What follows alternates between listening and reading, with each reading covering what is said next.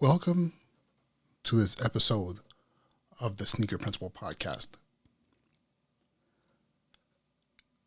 I love this space because this is the truest, most honest space that I've ever had in my life.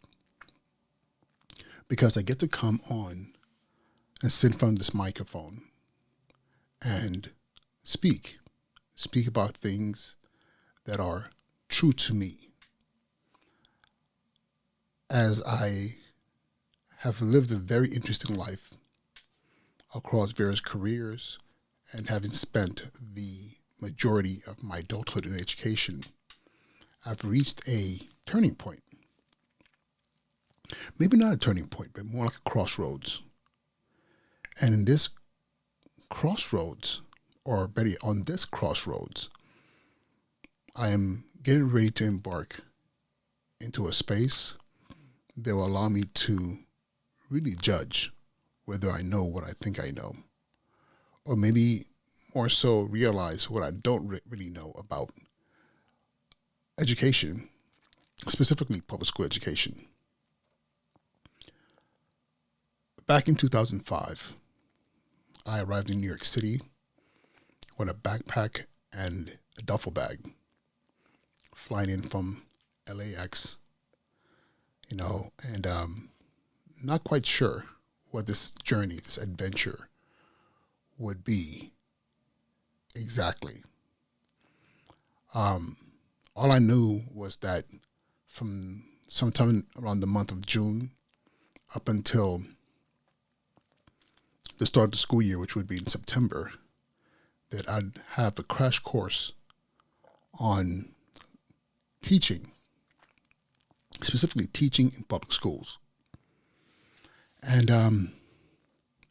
I remember fondly the people that I was in with over at Mercy College as part of the New York City Teaching Fellows. We were a motley crew of career changers and a few career initiators, but we were as diverse as the students that we would be teaching in our classrooms.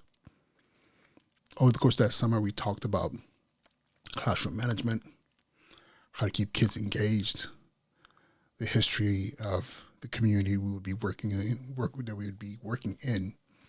At that point in time, it was pretty much the Bronx. A lot of us would end up in the South Bronx or within the vicinities of the South Bronx, but it was mostly the Bronx, with a few outliers, those who weren't able to secure positions, who ended up maybe in Manhattan, maybe in Queens, but we were all getting ready to work in the Bronx. And I'll be honest with you, in my mind, I thought light work. Apart from being foreign to New York City, coming in from Los Angeles, I thought to myself, there's nowhere in the world that there'll be anything here in New York City that would even come close to intimidating me.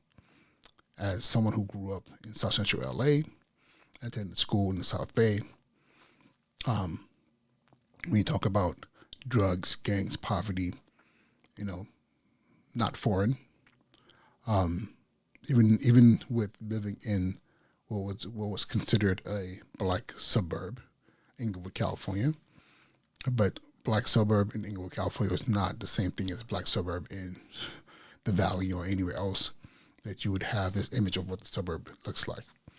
We dealt with our share of violence and death and drugs and things of that nature. So coming to the Bronx, I thought to myself, there's no way in the world I would see anything even remotely close to intimidating me until I arrived within the school building. And I remember the first day I stood in front of a classroom. I was a 12 to 1 self-contained special ed teacher teaching science. I was teaching living environment, which is biology for those of you who are not in New York, and conceptual physics, which is physics without the math. And I was teaching 9th and 10th grade. So 10th grade was living environment biology, and ninth grade was conceptual physics.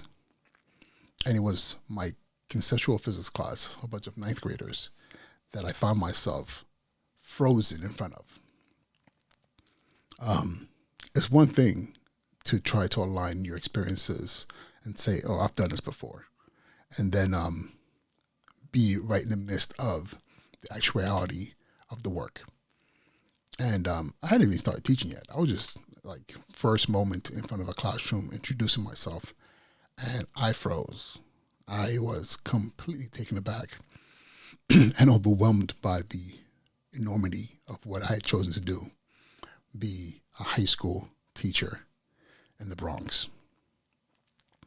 That was also coupled with the fact that I had also accepted a secondary role, which as soon as I got to the school, I realized was actually my primary role, and teaching would be my secondary role.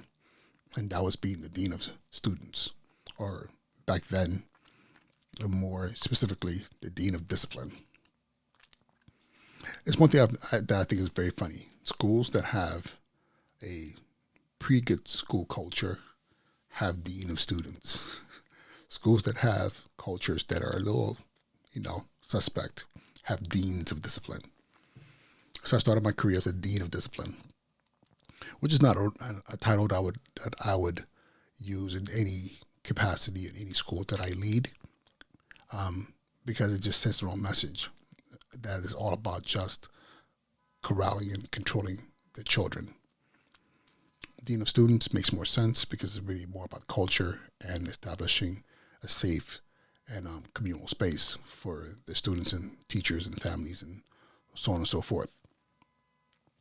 But in this space, day one, I was definitely the dean of discipline, and then making attempts to be the special education, self-contained living environment, and conceptual physics teacher. And I'll be honest with you, those years, so far back, I was in a whirlwind. I was trying to find a way with balancing the enormous responsibility of being a dean of students at a school that was struggling. The year before, it had about 400 incidents entered into the system that is used here in New York City to track incidents, and seeing everything from like cutting class to fights. I'm talking about full-on fights and brawls or whatever the case may be. And I spent that year, honestly feeling like I was faking teaching and really focusing my energy on creating a stabilized environment for the students and teachers. And by the end of year two, surprisingly, my teaching had gotten better. But I have to say I cheated. The reason I can say that I cheated in becoming a better teacher is because I was the dean of discipline. So my classrooms had students who already knew that if they acted up, the person that would be called in any other of the classes would be the dean of discipline, or better yet, the dean. And I was the dean and their teacher. So the kids didn't give me any real problems at all. They were, I would say, 95% well behaved. I mean, nothing's ever perfect. And the things that first year teachers struggle with as far as getting kids to be quiet and listen and follow instructions were not that difficult for me because, again, students were like, listen, I'm not going to mess up with the dean. It's just like when the principal walks into a classroom, everybody's like, oh, it's the principal. I was the guy when Dean Lawrence, as I was fondly called my first 2 years in New York City schools, Dean Lawrence, when he walked into the classroom, kids were like, oh my God, Dean Lawrence is here. You would hear teachers yelling in their classroom. I'll hear them down the hall. You better sit down before I call Dean Lawrence. You know what? You better XYZ before I send you to Dean Lawrence. And I would hear kids say, no, miss, you chill. Why you always got to snitch? So it's funny because that was my identity my first first year into my second year. I was kind of like the boogeyman, Dean Lawrence, the dean of discipline. But I can honestly say that yes, that fear of being sent to dean was real. Not because I was some scary guy. When you got to me, all of a sudden the world would end. Because the kids knew that I would do my job. I'll call your parents in there. I'll call your parents. I'll call your parents in. I'll meet with you and your teacher. I went through the process to establish normalcy of what our culture should look like. All those chaotic things or whatever the case may be that created the disturbance in the force. My job was to bring that back into alignment. And the kids knew that I would do my due diligence. And often they knew that I would also make sure they were part of the process, and that's how I was successful as the dean of discipline. Kids were not afraid of me per se. They just knew that I would follow the rules to make sure we bring order back into whatever chaotic situation was created. And I was really good with establishing a relationship with parents. Parents respected the fact that I was always communicative. I was always respectful, and I was also very respectful of their child. I never came after them with your child did X, Y, Z. Your child. It was always like, this is something happened today. I mean, your child discussed it, and I just want to make sure you're part of the conversation. And if it required that they were called in, okay, you need to come in so we can further whatever needs to happen in this situation. And the kids respected that. And then I found my stride. And from there, it kind of like went from those first 2 years. Then I went to my second school, my third year. Then I went to my third school, my fourth year. Not because I was fired or anything like that. It's just that I found myself part of a turnaround team. And that turnaround team, we arrived at my third school. I was the dean, this time the dean of students.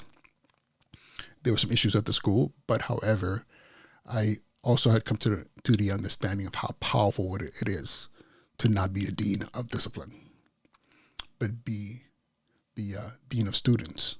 To be the central figure that really supported the lives of students on campus.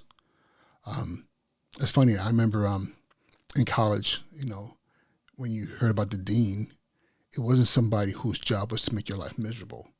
It was someone who was like a parental figure, somebody who was there to guide you, to really make sure that there was a force of authority to keep you safe, keep you in line, and when I mean in line, in accordance with the path you were on towards graduating or finding success in this world. That's what I became. So yeah, I'm reminiscing on this space. It's been a long time since I've been the dean.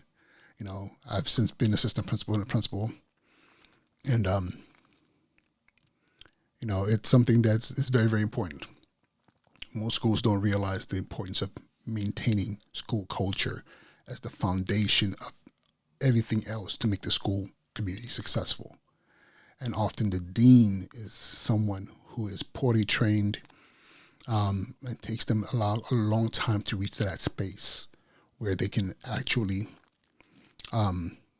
be successful in helping create, maintain, monitor, and grow a culture that allows for students to be successful, allows for everyone that's part of the community to have a foothold in moving forward.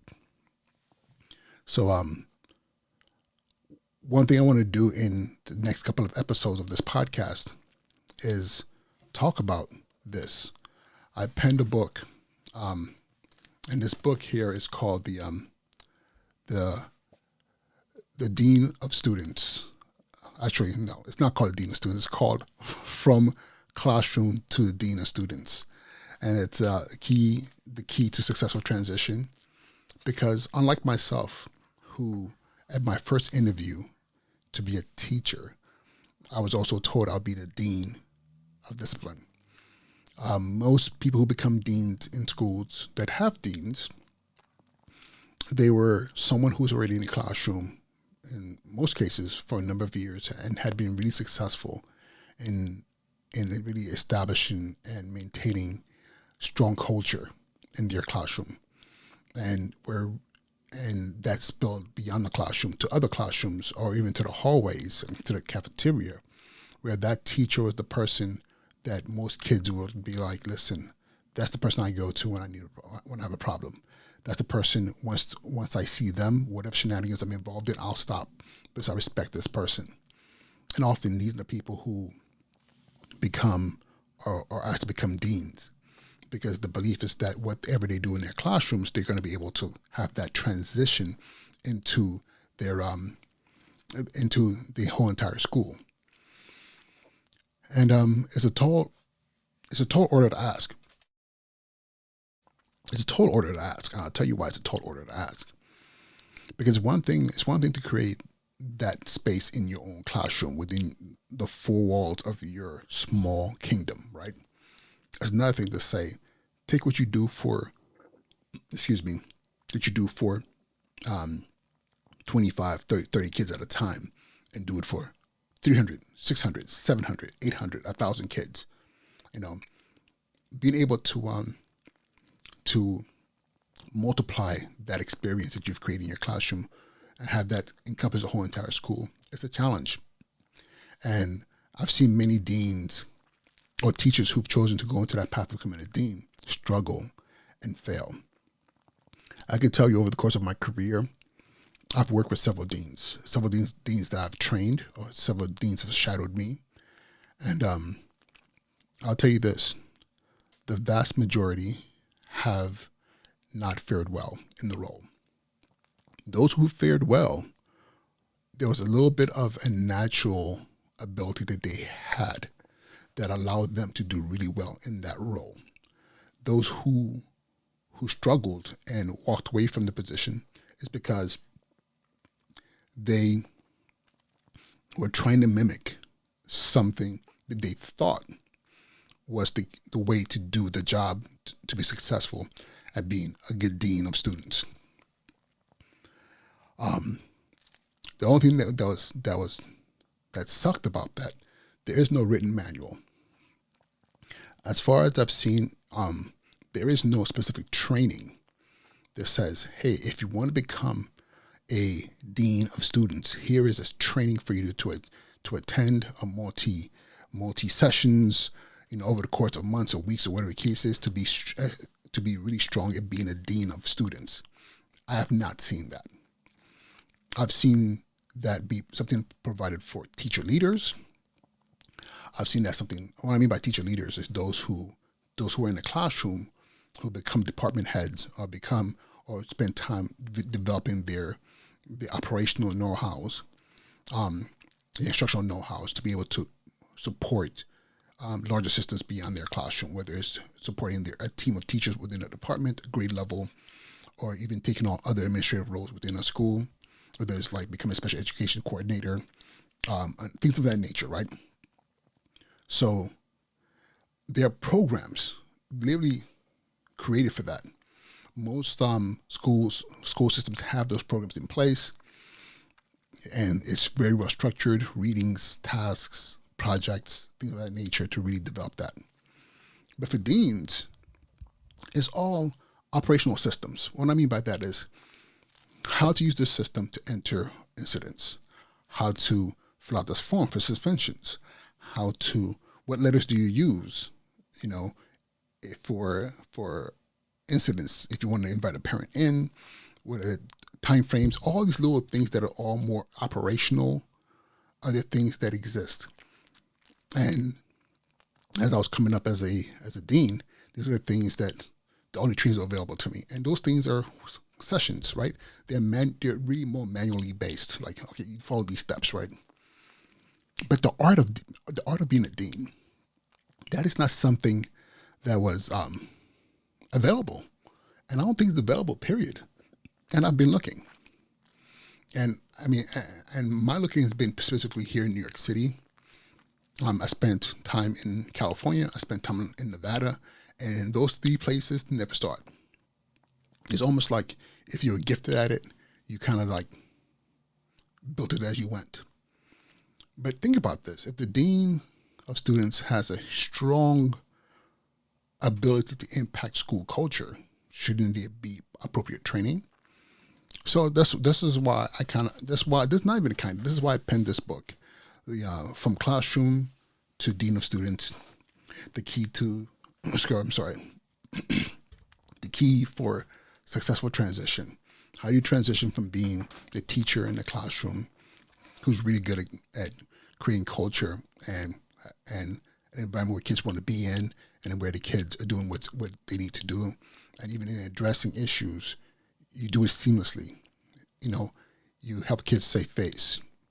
You get parents engaged in the process, and you have people, you know, kind of like praising you for such an amazing environment you've created, and then going and being asked to do this for a whole entire school, and realizing that it's like cooking, right? There's certain dishes that it's just hard to explain how to make because it's more instinctual, right?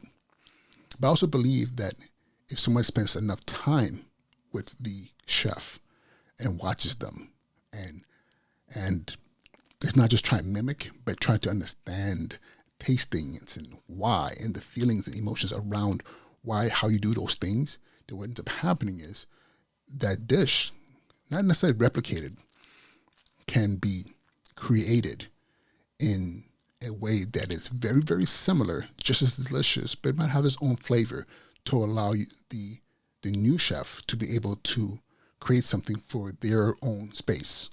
That speaks to their own eaters, right? So the same thing with being a dean of students. So I'm going to stop there.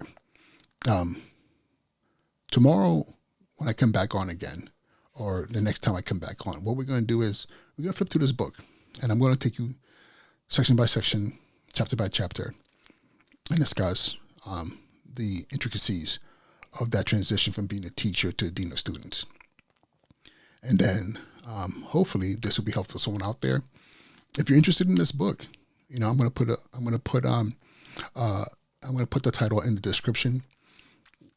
From Classroom to Dean of Students, The Key for Successful Transition by Uche L. Njoku, EDM. And it's available on Amazon. And you can also order it directly from my website, but it's really more of a link to Amazon.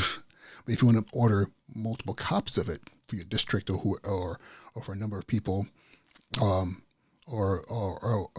even for your schools, you can order directly from my website. And then from there, I can give you a better rate on getting copies that way than having to pay the full retail price on Amazon. But that's for another time. And till next time, have an amazing rest of your day, and I'll talk to you soon. Be well.